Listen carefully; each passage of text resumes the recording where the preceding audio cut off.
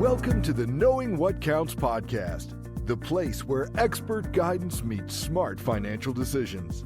Whether you're a high net worth individual or a thriving business, the experts at MP CPAs are here to help you protect and optimize your wealth. Let's get started, because success begins with knowing what counts. Navigating tax residency rules can feel like a game of musical chairs. Get caught in the wrong state and your finances might suffer. The experts at MPCPA share how residency issues can trigger audits and what strategies can help you stay compliant while minimizing risk.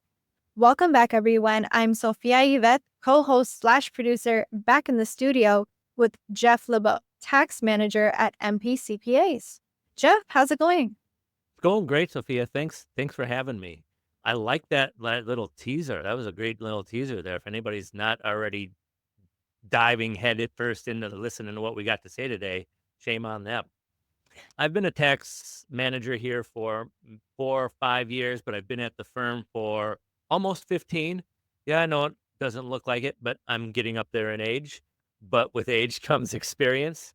And these days, residency is a big question for a lot of our clients. It's something everybody seems to be talking about at cocktail parties, other podcasts, and on social media. Hopefully, we can have a little conversation today and give people just enough ammo to be dangerous, or just enough interest to give us a call, and we can work with you and help you through really figuring this out best for your situation. Most definitely. And I'm with you there, Jeff. So, Jeff, how can tax residency issues impact your financial situation? And what should you know about audits? That's a loaded question, too. I mean, today in our podcast is give you a little background on what residency is, what the taxing authorities look at, as well as how it plays into what an audit looks like and what you can plan on. Everything we hit on, I think we're going to try to. We could have a 3-hour training on this if we wanted to, but that's not what we're here to do today. So we'll try again, give you enough ammo to be a little dangerous when you're talking or thinking through things. But ideally, we want you to reach out to us and we can help you through this. Residency is not a black and white situation as some make it sound or one would think it is. I think to start off, we just want to really hit on every state is a little bit different. Every state has different rules and regulations, but for the most part, they all follow a two-prong approach. There's 2 tests you really have to think through or go through when determining and figuring out what your state of residency is.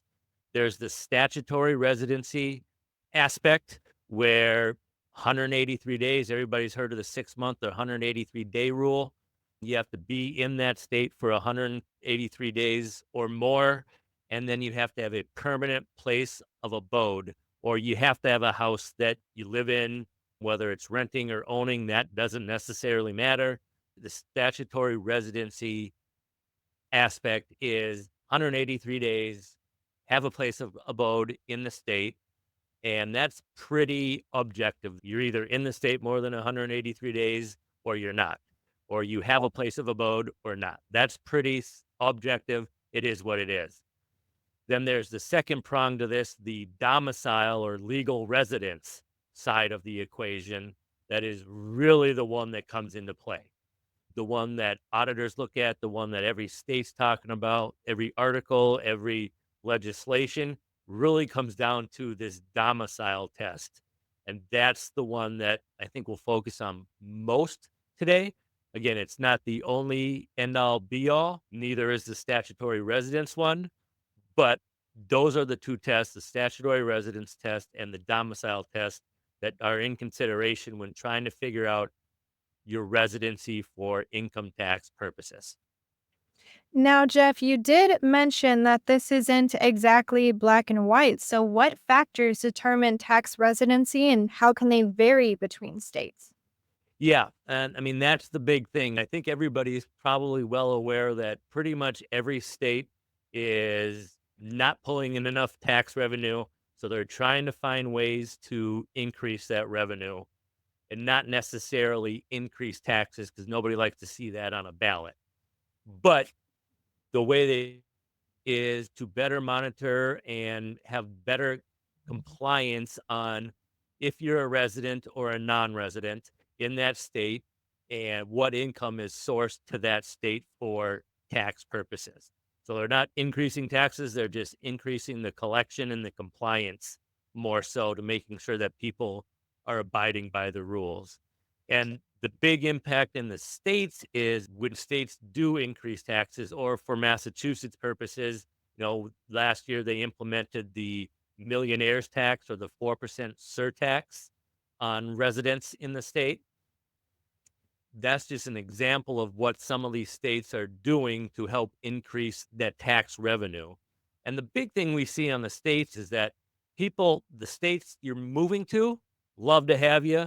They're not making any stinks about it. Come on in. We'll tax you on whatever we can. You're a new resident to our state. It's the state that really comes into play when you're getting into state audits and how it really impacts you. And the biggest factor or the biggest kind of cheat you can have here is the state you're leaving. You have to not only leave that state, but land somewhere else. Right there, that's the key here. People just think, well, I'm going somewhere else for more than 183 days. I'm not in Massachusetts, or I'm selling my house, but I've got a house in 3 other states that I'm spending time in. That's great. But if you're not establishing a residence or domicile somewhere else, that's where you're going to get into trouble with that state you're supposedly leaving. I'm not sure if that really answers your question, Sophia, but I think that's the thing we need to consider here when talking about residency. It's just not getting out of your state, but establishing yourself somewhere else.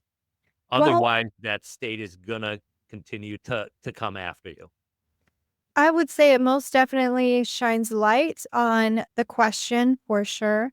Now, it's hard to cover answering the question fully because we would probably be here till tomorrow if we did. I'm sorry to cut you off, Sophia, but I think that's where, although Massachusetts is kind of our focus here today, because that's where our main office is here in Springfield, but all the states are starting to look at things pretty much in the same factor. They want to get that as much sourced income. And if you're not showing us that you're really moving out and changing your lifestyle, you're still here and you're still subject to those residency rules. And every state's pretty much the same on that front. Now, how do state residency rules impact tax liabilities for individuals with multiple properties? Yeah. So when it comes to the residency, is that you have your home domicile, your residence, and then you have other properties that could be in other states where you might have to file what we call a non-resident income tax return. The way the taxes work on that is pretty straightforward. Your resident state, your domiciled state, gets taxed on all your income. And the non-resident state is only taxed on the sourced income to that state. The argument, the discussion, the debate always is what's my resident state versus my non-resident state. And that kind of dictates who gets the bulk of the tax or who gets the first dib at that tax liability.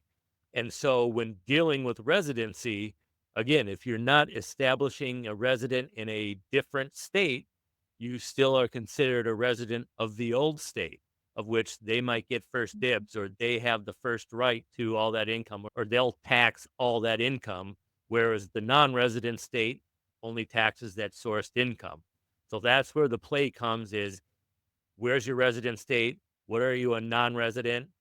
Should you be a resident? Should you be a non-resident? Those are the things you have to think through when not only moving your life and changing your lifestyle, but starting businesses in other states, owning rental properties in other states, all those other things that come in when you're doing those activities in a non-resident state that you really have to think through. And that's where we at MP CPAs can really help you navigate those changes. It's not as simple as, oh, hey, you know what? I want to retire and I want to move to Florida. Well, that's great. We want to help you do that. But there's several things you got to think of both before you move, after you move, that go into that to really determining where that tax is going to be, right? These states, almost all of them, there's still a few states out there that don't tax you on personal income, but for the most part, states do, and they all want their part, right? So it's our job to hopefully help you kind of really determine how the best go about that to avoid those audits. I know we're going to get into that here in a little bit, but there's no one right way to move your residency or change your residency. It's a situational basis, and you just never know what you're going to get out of these audits. But fortunately or unfortunately, we've been through a lot of them, and we're here to help. And what proactive steps can individuals take to reduce the likelihood of an audit? Two things: work with a tax professional, right? That's always step number one. You don't have to go at it by yourself.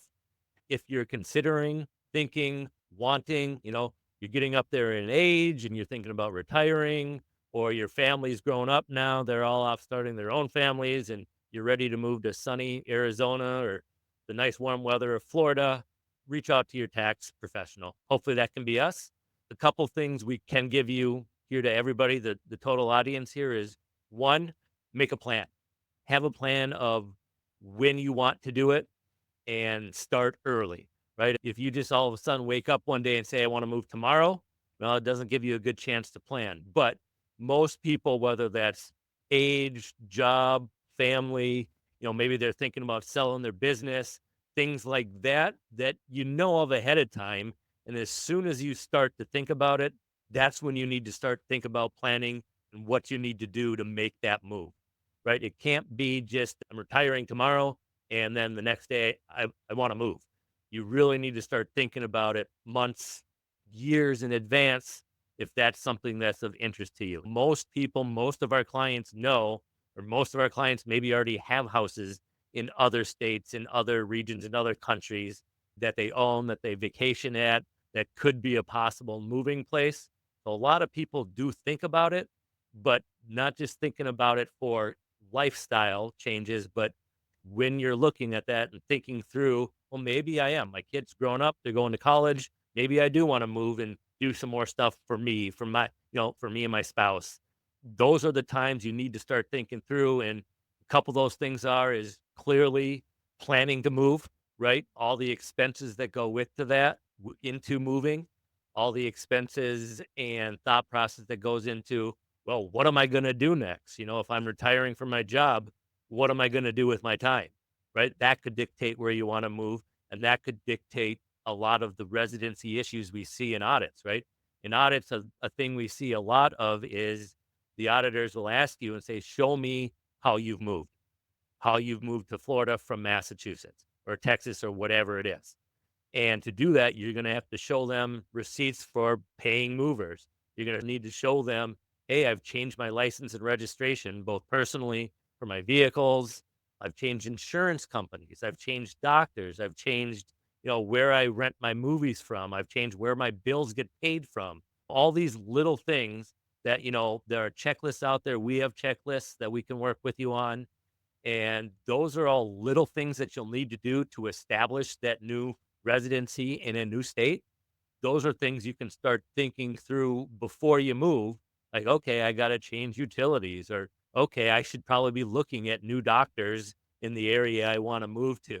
So things like that are what the auditors, and if someone was to go through a state residency audit like this, that you really have to think through and have documentation and support for.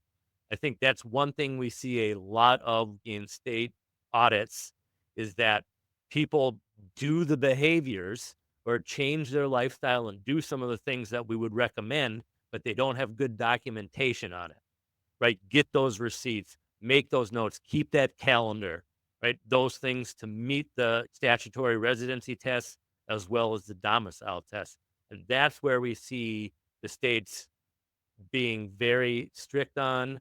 And what can turn out to be a long, lengthy process is if you don't have that support, but you feel and we've done everything you need to do. If that support isn't there, you're going to have a hard time negotiating with the state that you've moved and established residency elsewhere. Love it, Jeff. We'll catch you in the next episode. Have a fantastic rest of your day. No problem. Thanks, Sophia. Thanks for listening to the Knowing What Counts podcast. Ready to optimize your wealth and protect your future? Visit the mpgroupcpa.com or call 413-739-1800 to connect with our team of experts. Remember, success is about knowing what counts.